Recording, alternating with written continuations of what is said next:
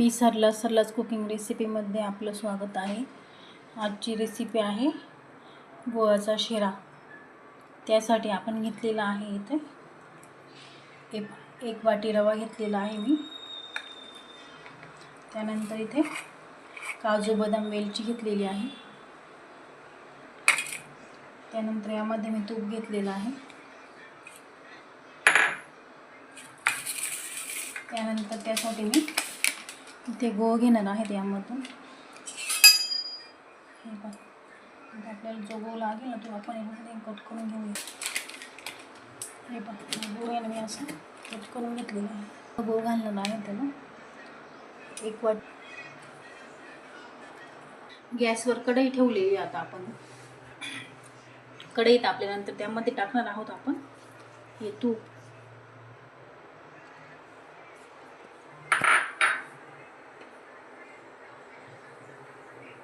आपण ते असे तळून घेणार आहोत गोल्डन ब्राऊन होईपर्यंत।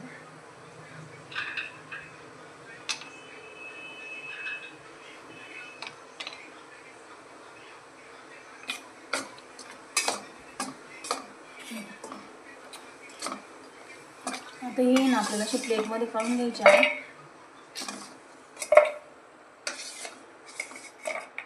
आता आपण हा रवा टाकून घेणार आहोत आणि तो आहे ना चांगला भाजून घेणार आहे।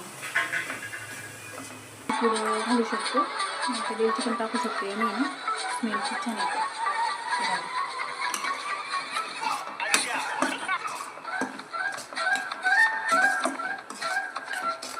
याला ना तूप थोडं जास्त टाकायचं, छान होतं।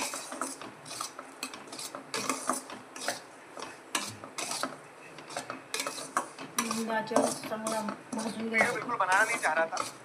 रात के 10:30-11 बज रहे हैं और चीजें स्क्रॉल करते करते मतलब मैंने अपने आप को बहुत रोका है। आपने देखा होगा कि मैंने एक वीडियो बनाया, एक इंटरव्यू हुआ, कुछ रीलें वगैरह बनाई। जब हमने देखा कि फीस अननेसेसरी ज्यादा चार्ज कर रहे हैं, उसके बाद में सीबीएसई की तरफ से एक सर्कुलर आता है जिसमें उन्होंने फीस रिड्यूस कर दी। सारे टीचर्स, सारे स्टूडेंट्स को टीचिंग फैकल्टी ने उससे आवाज उठाई, वो रिजॉल्व हुआ। उन्होंने सोल्यूशन दे दिया। हम जो सोल्यूशन चाह रहे थे कि फीस रिफंड होना चाहिए और ज्यादा फीस मत चार्ज करो, मतलब जेन्युइन हमने डिमांड रखी एंड आई अप्रिशिएट कि सीबीएसई ने वो डिमांड मानी और रिजॉल्व हो गया। फिर मैंने भी सोचा जबरदस्ती झंडा उठाने से तो मतलब नहीं है। कोई एक इंस्टीट्यूशन है, काम करता है, तो वो इंस्टीट्यूशन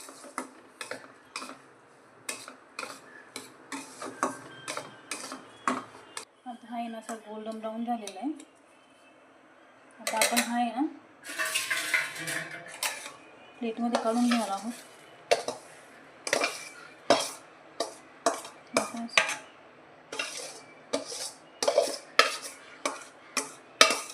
त्याच कढईमध्ये ना तीच कढई गॅसवरती ठेवून ना त्यामध्ये पाणी घालून घ्यायला आहोत। आपला शिरा जेवढा असेल, रवा जेवढा असेल ना तेवढे खूप पाणी टाकायचं। जास्त पाणी जास्त टाकायचं। त्यामध्ये पाणी टाकलेलं आहे, घेतले त्याच्यामधले काही क्रश करून टाकायचे। त्यानंतर पाण्याला उकळी आल्यानंतर आपण त्यामध्ये गूळ टाकणार आहोत।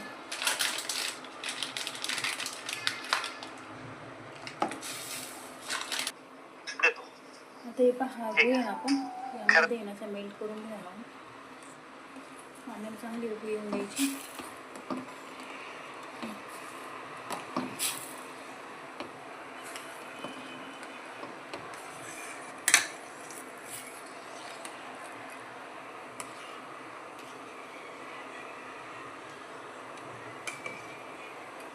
हे पाण्याला चांगली उकळी आलेली आहे आणि गूळ पण मेल्ट झाले त्यामध्ये।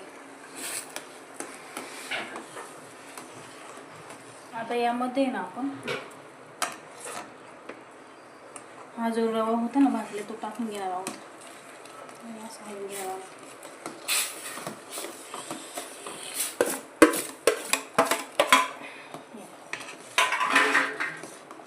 पटकन हलवायचं म्हणजे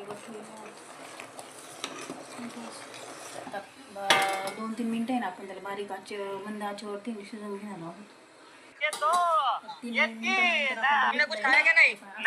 आपला गूळ शिरा तयार। आणि व्हिडिओ तुम्हाला माझा कसा वाटला कमेंट करून नक्की सांगा। आणि असेच नवनवीन व्हिडिओ बघण्यासाठी मला लाईक करा, शेअर करा आणि सबस्क्राईब